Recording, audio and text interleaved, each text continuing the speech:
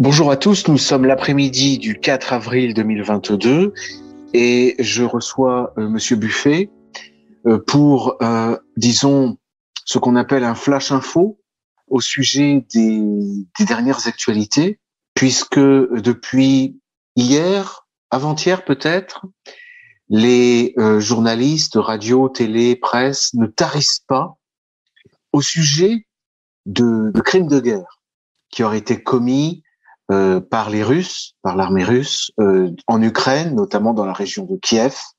Alors on nous parle de centaines et de centaines de corps.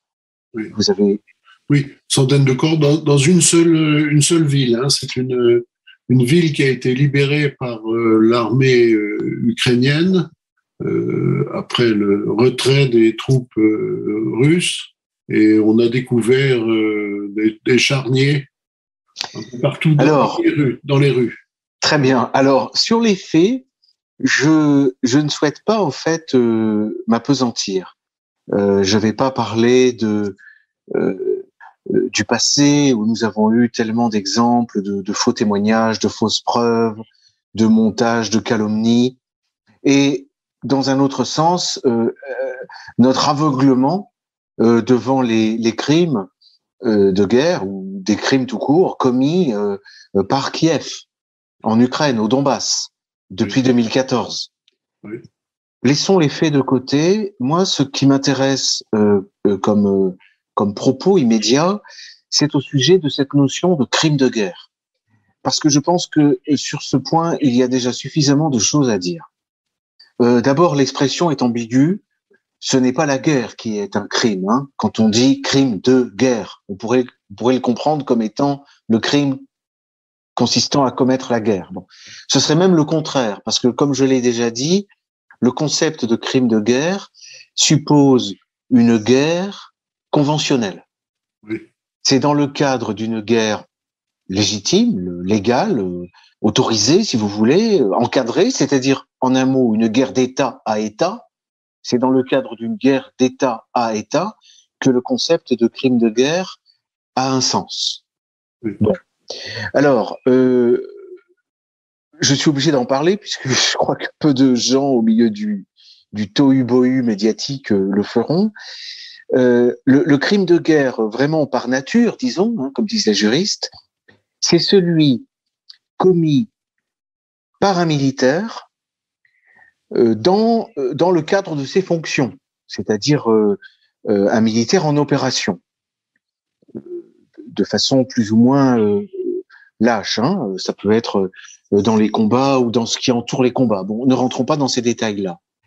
À partir de là, ce qui constitue pour lui des faits de crimes de guerre, c'est par exemple de s'attaquer aux populations civiles, de ne pas respecter les combattants malades, prisonniers, blessés, etc. Toute une série de mesures. C'est la convention de Genève, ça en réalité, dans l'histoire du crime de guerre, la convention de Genève est arrivée très tard. Les premières bases de la notion de crime de guerre, on peut les trouver déjà dans l'Antiquité. Ça se développe au Moyen Âge, et c'est surtout une caractéristique du droit classique, c'est-à-dire le droit qui se constitue à partir du XVIe siècle. D'accord. Voilà. Donc, la clé du concept, c'est que c'est un problème de police. C'est un problème de police militaire. On pourrait dire même de police judiciaire. Ça concerne l'État auquel appartient le militaire en question. C'est-à-dire que un militaire russe qui aurait commis des exactions relève de la juridiction de l'État russe. Ça, c'est le principe. C'est comme ça que ça doit fonctionner normalement. Pourquoi ? Parce que il y aurait un court-circuit dans le système à faire juger le crime commis par le militaire ennemi par l'État ennemi, puisque l'État ennemi, il a avant tout le devoir d'un comportement respectueux avec le prisonnier de guerre. Donc au contraire, normalement, quand on a un prisonnier de guerre, on n'a pas le droit de lui faire un procès. Voilà. Bon, ça, ce sont des points importants parce que quand les puissances au service de l'OTAN calomnient l'armée russe, quand elles accusent les Russes d'avoir commis des crimes de guerre, en réalité, c'est de la dénonciation calomnieuse, comme on pourrait dire, qui constitue elle-même un crime de guerre. On ne peut pas se comporter ainsi, normalement, avec une armée ennemie. Donc, c'est ça qui m'a paru intéressant à noter, c'est le fait que, comme d'habitude, depuis 45 au moins, on inverse complètement le cadre conceptuel. Je ne sais pas si c'est bien clair, parce que la situation est confuse, et il s'agit de percevoir à quel point cette confusion est grave, hein, en fait. Hein. Oui, c'est un peu compliqué comme notion. Donc, le crime de guerre concerne la notion de crime de guerre concerne uniquement l'appréciation de l'État dans lequel se trouve le militaire qui le commet. C'est un problème, c'est-à-dire que c'est un problème de discipline interne à une armée. D'accord. Donc, ce n'est pas à l'armée ennemie à faire la discipline, si vous voulez, dans l'armée en question. On peut l'analyser comme un système d'immunité. Oui. Si vous voulez, moi, en tant que militaire de l'armée A, je suis immunisé contre toutes les poursuites et les enquêtes qui seraient menées par l'armée B, qui est l'armée ennemie pour moi. Vous comprenez? Et pour l'armée ennemie, faire une enquête et m'accuser de crime, moi, constitue pour eux déjà un crime de guerre. Ils ne doivent pas le faire. Si j'ai commis des exactions, cela relève, c'est une immunité de juridiction, cela relève de mon commandement. C'est à eux de me juger, hein, avec évidemment toute la difficulté que peut poser le fait des ordres qui ont pu être donnés, hein, et des ordres illégaux. Mais là, on rentre dans la subversion complète du système, avec notamment cette notion de crime contre l'humanité. Oui. Parce que le crime contre l'humanité, précisément, permet de renverser complètement le système et d'accuser jusqu'à la plus haute hiérarchie. Oui. Et de l'accuser de manière qui ne respecte pas l'immunité de juridiction, puisque toute l'armée et ou également la structure civile et le commandement et les chefs d'État de l'armée de l'État adverse sont traités comme des criminels de droit commun. C'est ça le crime contre l'humanité, hein, c'est une structure différente. Mais si vous voulez, la logique du crime de guerre a été happée, en somme, par la logique, disons, globaliste ou mondialiste portée par le crime contre l'humanité. D'accord. Voilà. Donc, je conçois bien que ce soit pas évident. Alors, il peut, alors autant un militaire ennemi échappe à la juridiction de l'armée adverse, autant c'est pas le cas des civils. Et ça, c'est le problème des civils, c'est que le civil, lui, s'il commet des exactions, il est soumis au droit commun. Et il n'est pas soumis au droit commun par la juridiction de l'État dont il relève. Il est soumis à la juridiction de l'armée qui occupe la zone dans laquelle il est. Alors, c'est pour ça que bon, je rappelle que je donnerai en avril, le 19 avril, une conférence où je pourrai développer toutes ces questions, mais je voulais simplement me contenter de faire un point d'actualité. La position du civil en droit classique, elle est que il ne faut pas le mêler à la guerre, c'est-à-dire qu'il n'est pas question évidemment d'assassiner les civils, de les torturer, de les voler, etc. Mais il ne faut pas non plus qu'il se mêle de la guerre. Parce que s'il se mêle de la guerre, il commet donc des infractions de droit commun, hein, comme en temps de paix en réalité, hein, et il peut par contre être condamné par la police militaire ou par la justice militaire de l'armée d'occupation. Oui. Alors, je sais que nous vivons en France dans le culte de la résistance contre l'occupant allemand, Mais la vérité du droit m'oblige à dire que l'un des concepts clés du droit international classique, c'est ce qu'on appelait en droit en latin l'occupatio bellica, c'est-à-dire le fait que l'armée qui contrôle une région est responsable du maintien de l'ordre dans cette région. Ce qui signifie que les autorités civiles ont l'obligation de collaborer. Voilà. Je sais que pour des Français, le mot est dur à entendre, mais c'est bien la réalité. Il y a un devoir de collaboration de la part de la structure des autorités civiles vis-à-vis du militaire qui a conquis la parcelle de territoire dans laquelle le civil se situe. Alors c'est valable pour les autorités et c'est d'autant plus valable pour les populations. Alors, vous vous rendez bien compte que ce système, qui est un système humanitaire en fait, parce que l'humanité, elle est de ce côté-là. Elle n'est pas du côté des pacifistes, qui justement, comment se comportent les pacifistes? Ils criminalisent d'emblée l'ennemi et ils appellent les populations civiles à la résistance et au soulèvement.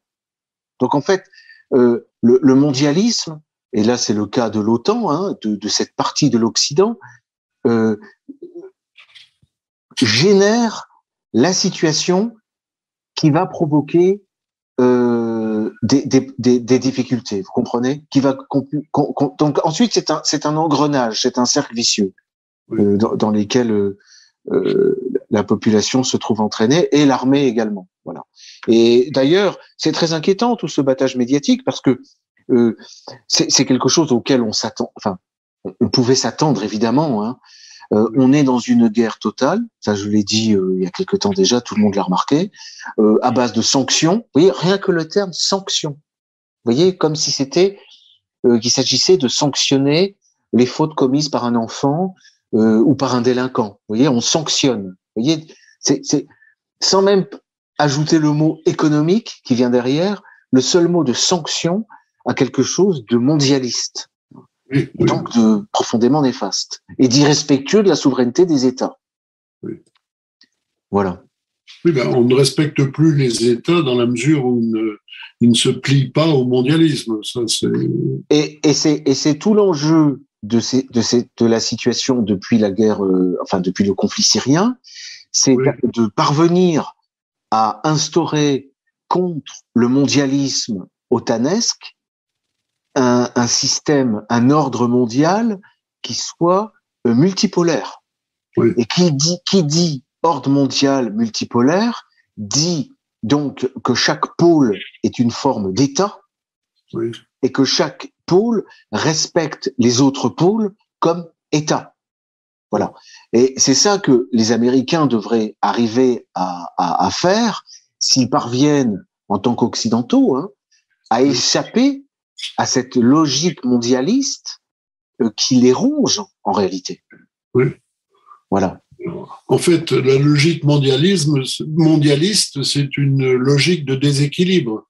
On déséquilibre l'état du système pour essayer de le rendre de plus en plus important, de plus en plus global. Oui, en tout cas, on ne travaille pas à effectivement l'équilibre entre les pôles et à l'ordre interne à chacun des pôles. Ça, c'est clair. Oui. Alors que dans un système de droit classique, normalement, le but du jeu, si vous voulez, c'est que la guerre soit limitée, encore une fois, que les économies en soient le moins possible atteintes, et que les civils soient parfaitement maintenus en dehors de la guerre. C'est la logique de l'occupation bellica dont j'ai parlé tout à l'heure. Oui. Pour le civil, peu importe finalement l'état dont il dépend. Pour lui, ça ne devrait rien changer. Qu'il soit occupé par telle armée plutôt que par telle autre, pour lui, ça devrait être la même chose. Bon, voilà. Vous comprenez bien que ça ne se marie pas avec une logique de guerre totale qui répond à une dialectique du bien et du mal. Oui. En matière, quand on est dans des schémas eschatologiques, on peut pas comprendre et même supporter, tolérer une logique de la guerre qui soit limitée. Voilà.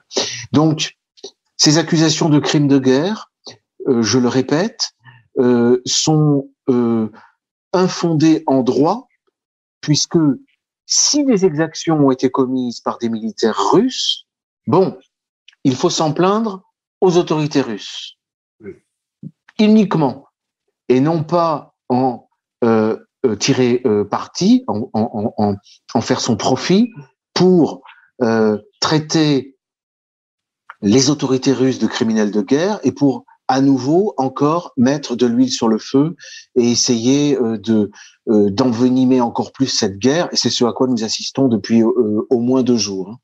Oui.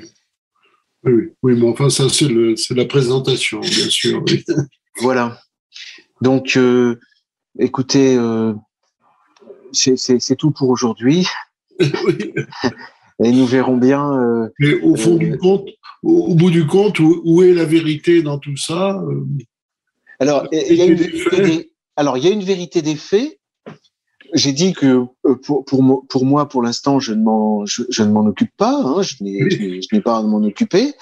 Mais en tout cas, ce que je peux dire, c'est qu'il y a une vérité du droit. Oui. Et celle-là, de la part de ceux qui parlent pour l'OTAN et pour la France, les journalistes, etc., ceux-là l'ont déjà violée, cette vérité-là. C'est-à-dire qu'ils sont déjà dans le mensonge, dans la fausseté, dans l'erreur, si vous voulez, du point de vue du droit.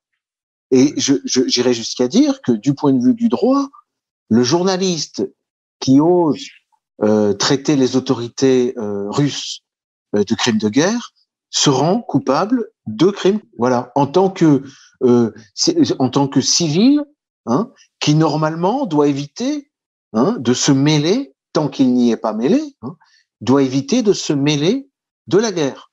Parce que je rappelle qu'un civil qui se mêle de la guerre devient justiciable des tribunaux militaires. Et il ne sera pas traité comme un prisonnier de guerre, il sera traité comme un terroriste. Et finalement, quand on écoute un peu de loin le son rendu par le battage médiatique, c'est bien du terrorisme. Oui. C'est bien du terrorisme. J'ai l'impression que ça donne. Voilà. Merci beaucoup, Monsieur Buffet, de votre écoute. Merci, maître. Et à très bientôt. À bientôt.